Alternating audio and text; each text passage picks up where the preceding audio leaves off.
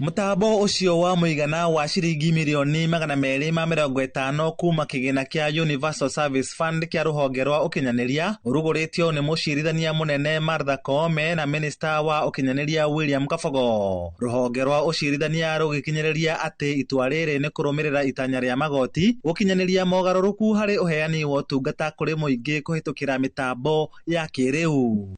Article 48 is also fulfilled when an advocate in Nairobi, in Marsabit, or even outside the country can file pleadings for a matter in Musambweni without having to travel all the way to Kwale County. There are communities and regions of our country that are underserved or unserved by ICT services, limiting access to many benefits of connectivity and affecting their quality of life. In short, until all Kenyans can access ICT services, we cannot enjoy the full benefits of digital transformation as a nation. Rĩu magoti 42 bũrũri-inĩ nĩ manyitithanĩtio kũhĩtũkĩra mũtambo ũyũ na gũkorwo na ũhoti wa gũcira ĩmwe kwa ĩmwe ihinda rĩmwe hatarĩ na gatithio. Mũtambo ũyũ ũkĩrĩkana nĩ ũgũteithĩrĩria gũtua macira na ihenya. Both institutions recognized a simple but fundamental truth that in today's world, digital infrastructure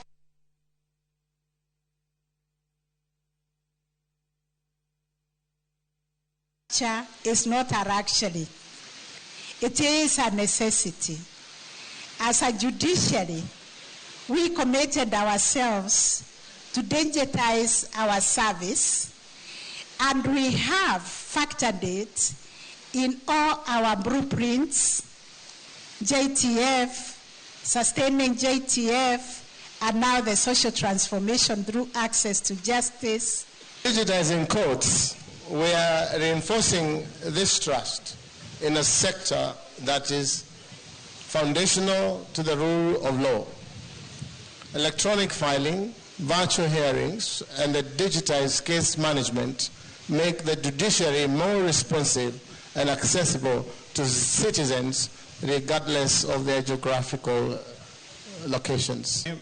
Justice delayed is justice denied, and justice simplified is justice delivered.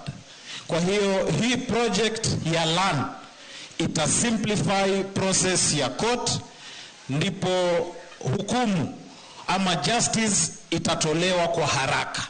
Handũ-inĩ ha Inooro TV de kaunti-inĩ ya Kwale, njĩtagwo Lawrence Ng'ang'a wa Mwangi.